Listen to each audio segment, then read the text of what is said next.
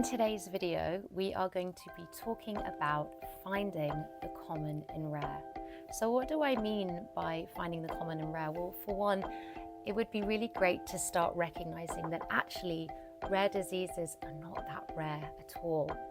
And we really want to start looking for the commonalities within the rare disease community. And not only that, we want to start looking at the commonalities we share in the rare disease community with the population at large. So let's start with this idea, or bunking this myth, that rare diseases are rare. For a start, there are over 300 million people today living with a rare disease. If you put that in a population, that is almost the population of the United States. So yes, there might be 7,000 different types of identified rare disease, but if you collectively bring everyone together from all those different patient groups, that's a lot of people, and that's potentially a very, very loud voice and a big movement. We at Go Rare are all about uniting that voice and bringing the herd together, joining the herd so that we can be heard. We have a saying within rare disease, and that is, you're only 3 degrees to rare disease. This emphasizes the fact that you probably, maybe without realizing it, know someone who is affected by a rare disease.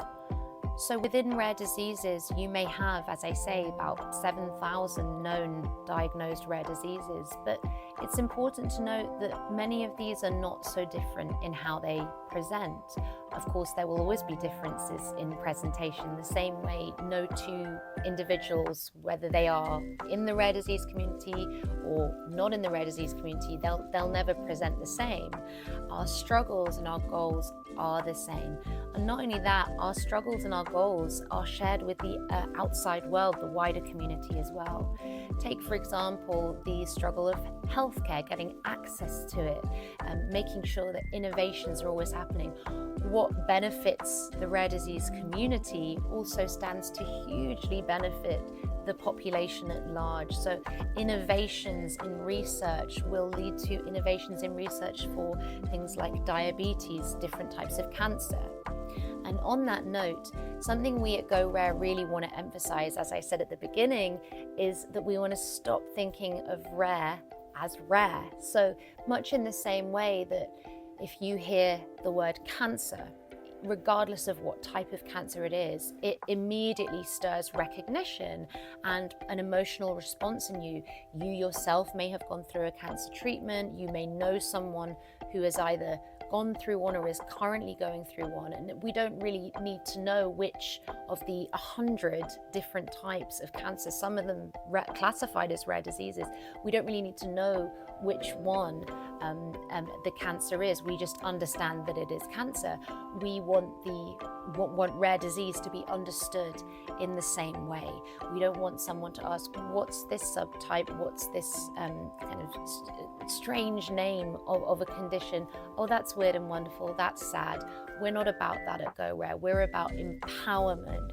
We're about pulling together. We're about saying, yes, it is sad. Yes, it can be very hard, but we are hopeful and we are united and we are pushing for a change. Our wish at Go Rare is that when you hear the term rare disease, you immediately understand it, you empathize with it, and you recognize that it is something you want to be invested in, and it's a group of people that you want to help. I've talked a little bit about the commonalities within the rare disease world. What about the commonalities between us in the rare world and the wider population at large?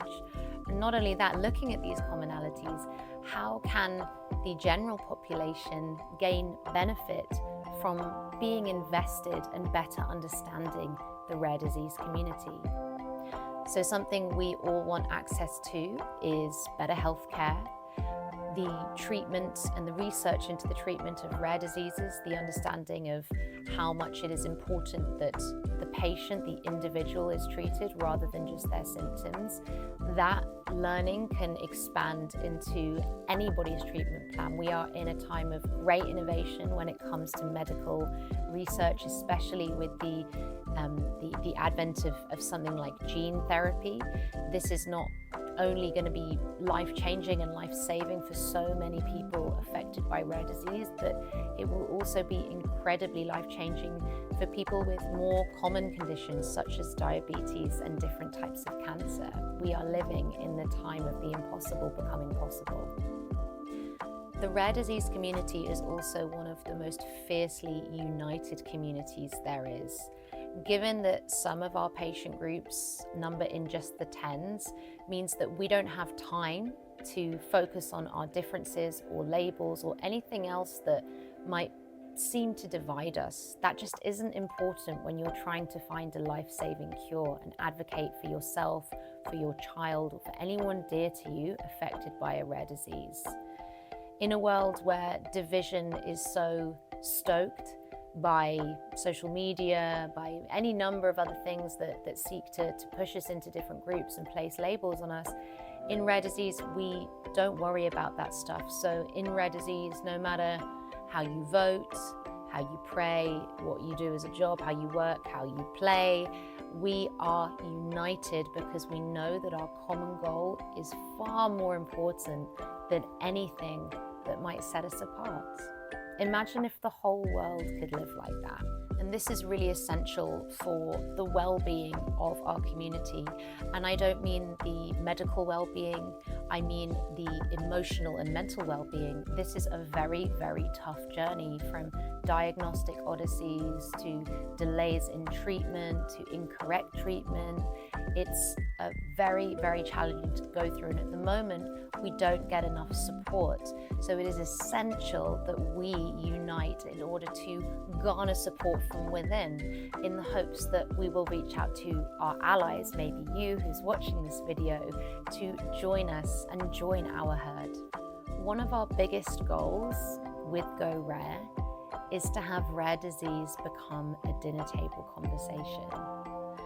Not only does it disproportionately affect children, there are 95% of rare diseases still without a meaningful treatment, certainly without a cure.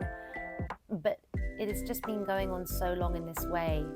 And whilst we live in a time when we can put people on the moon, why are we not expediting medical innovation that could do so much good, not just for our community, but also how it can benefit the wider community at the same time? It has been way too long that this has been a sidelined conversation, and it's time for a change. So join the herd and be heard.